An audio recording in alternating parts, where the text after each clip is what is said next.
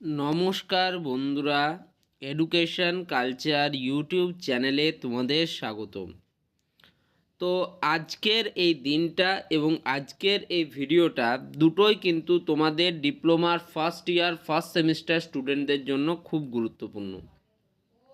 সবার প্রথমে বলি যে আজকের দিনটা কেন তোমাদের জন্য গুরুত্বপূর্ণ সেটাতে।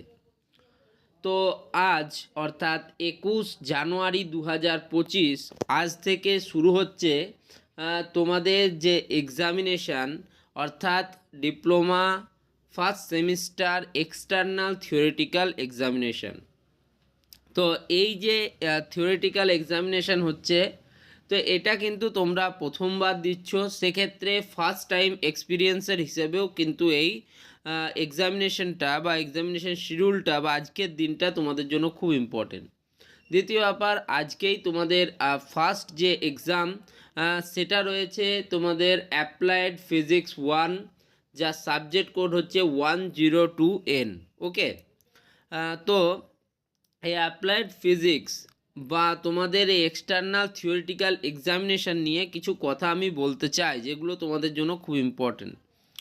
প্রথমেই আসি যে তোমাদের এই যে এক্সটার্নাল থিওরিটিক্যাল এক্সামিনেশান হচ্ছে, তার যদি তোমরা কোশ্চেন প্যাটার্ন যখন তোমরা কোশ্চেন পাবে লক্ষ্য করবে, সেটা প্রত্যেকটা এক্সামের ক্ষেত্রে, শুধুমাত্র তোমাদের এক্সাম বলে নয়, এক্সামিনেশনের যে কোশ্চেন প্যাটার্ন হয় সেখানে কিন্তু প্রত্যেকটা স্টুডেন্টের কথা মাথায় রেখে কোশ্চেন সেট করা হয়।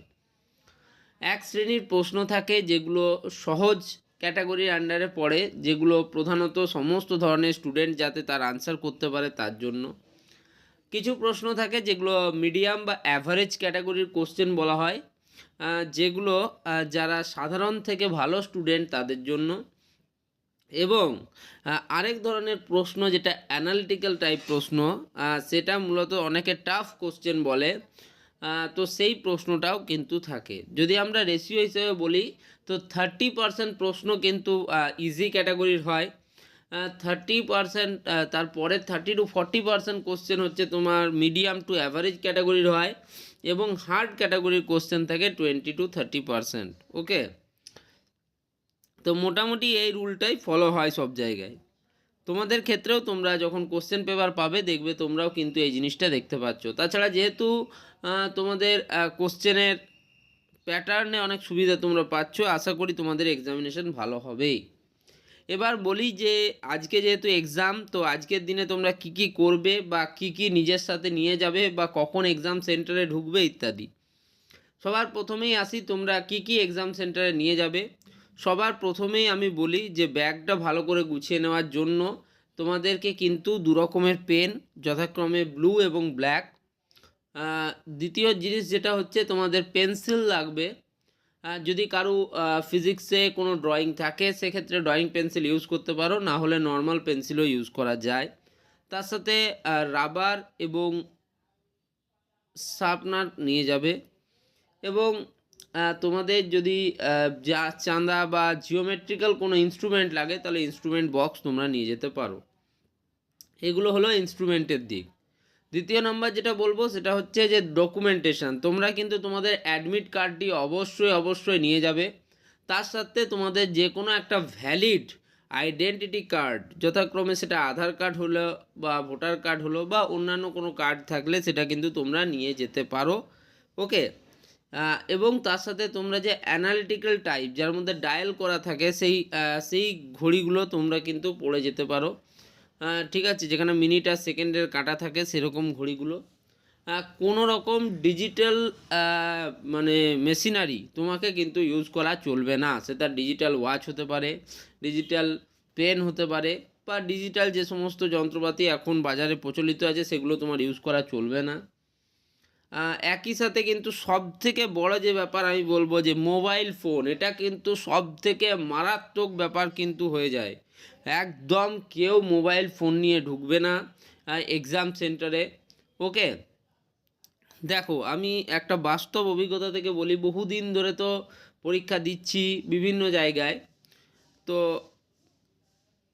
যদি কেউ হাতে লিখে নিয়ে গেল বা তোমার কোনো পেজের কাটিং নিয়ে গেল বা কিছু হলো, এরকম ক্ষেত্রে যদি এক্সট্রিম কেস না হলে স্যাররা কী করে খাতা তোমার কেড়ে নিয়ে নেবে, তোমার খাতা দেবে না। বাট এমনটা হয় না যে তোমার খাতা আরে করে দিল, ফার্স্ট ক্ষেত্রেই হয় না।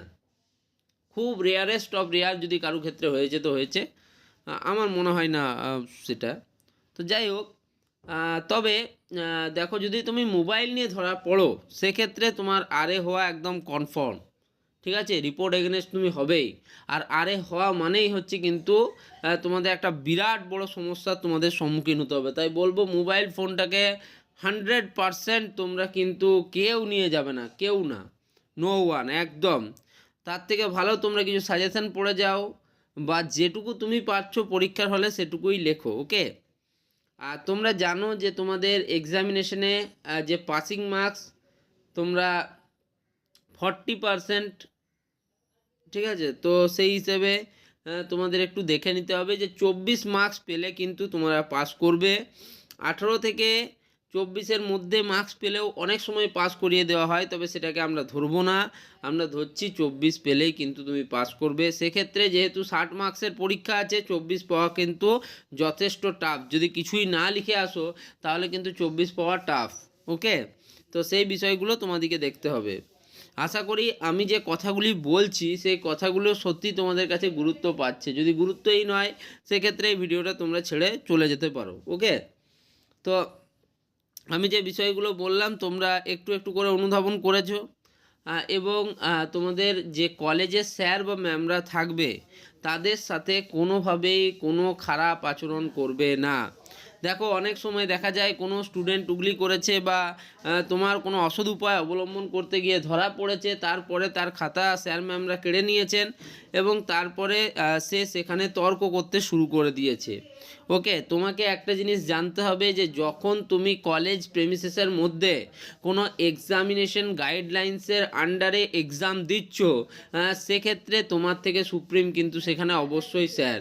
সেক্ষেত্রে আমি বলবো পোলাইটলি বলবে, যদি তারা কথা শোনেন তো ভালো, না শুনলে এক্সাম হল থেকে বেরিয়ে যাবে, ওকে? কখনোই তাদের সাথে তর্ক করতে যাবে না। এই তর্ক করার ফলে অনেক স্টুডেন্টের কিন্তু লাইফ অনেক সমস্যায় পড়েছে, আর আমার বাস্তব চোখে দেখা, সেই জন্যই আমি তোমাদের এটা বলছি। তাছাড়া বাইরে থেকে দেখবে একটা রোমিং অবজারভার বলে একজন মানে কিছু গ্রুপস আসে, তারা কিন্তু স্টেট কাউন্সিলের অধীনস্থ। তো তারা এসে যদি কোনো রকম অসৎ উপায় অবলম্বন করতে গিয়ে তোমাদের ধরে তাহলে কিন্তু তোমাদের ডাইরেক্ট আরে করে দেওয়া হবে, ওকে? তো তোমাদেরকে বুঝতে পারলে আশা করি যে বিষয়গুলো বললাম। তাহলে এই ভিডিওটা এখানেই শেষ করছি, ধন্যবাদ।